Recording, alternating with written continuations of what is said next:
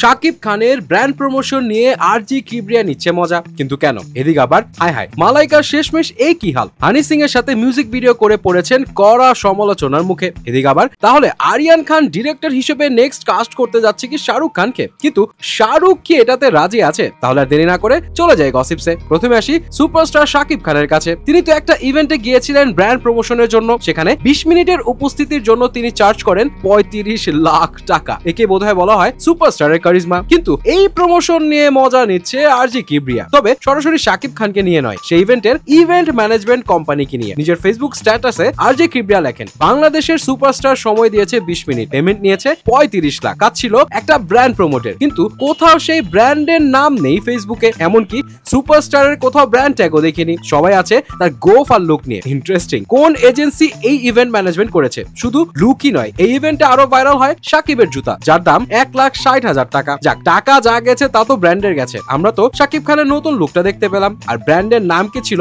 আমরা কেন বলতে যাব? আমরা তো আর টাকা পাইনি। খানকে নিয়ে যখন কথা হচ্ছে তখন চলে যাই কিং খানের কাছে। রিসেন্টলি কিছু মিডিয়া রিপোর্টস থেকে জানা যায় আরিয়ান খান তার নেক্সট মেগা প্রজেক্টে বাবা শাহরুখ খানকে নিয়ে করতে চায়, যদিও সেটা 2027 সালের দিকে আসবে। দ্যাট মিন্স প্রচুর সময় আছে, কিন্তু একবার শুরু হলে হয়তো পুরো বলিউড কাঁপাবে, এমনটাই ধারণা ভক্তদের। তবে এখন আরিয়ান ব্যস্ত তার নিজের প্রথম প্রজেক্ট নিয়ে। এখানে আরিয়ান জানায় তার বাবার কাজের আগে নিজের জায়গাটা সে শক্ত করতে চায়। কিন্তু এখানে মজার ব্যাপারটা হলো, এক ভক্ত একবার শাহরুখকে জিজ্ঞাসা করেছিল ছেলের পরিচালনায় কি আপনাকে দেখা যাবে? তখন শাহরুখ মজার ছলে বলেছিল যদি তার মেজাজ আর সামর্থ্য দুইটাই সামলাতে পারে তাইলে হয়তো দেখা যাবে। সো এমন স্টেটমেন্টের পরে তো বোঝা মুশকিল আরিয়ানের কি সেই সামর্থ্য আছে শাহরুখকে কাস্ট করার। যাই হোক, দেখা যাক কি হয় সামনে। এখন হয় থেকে তো হয়ে গেল অনেক কিছু। হানি সিং এর নতুন গান চিলগামের মালাইকাকে দেখা যায় একটু ভিন্ন রূপে। গান তো ভালোই ট্রেন্ডিং এ আছে, তবে এই গান নিয়ে আলোচনার চেয়ে সমালোচনা বেশি হচ্ছে। এই গানের বেশ কিছু দৃশ্যে মালাইকার অঙ্গি ভঙ্গি নেটিজনদের কাছে লেগেছে বেশ আপত্তিজনক। এছাড়া গানের লিরিক্স তাদের বেশ একটা পছন্দ হয়নি। তাদের মতে মালাইকার কি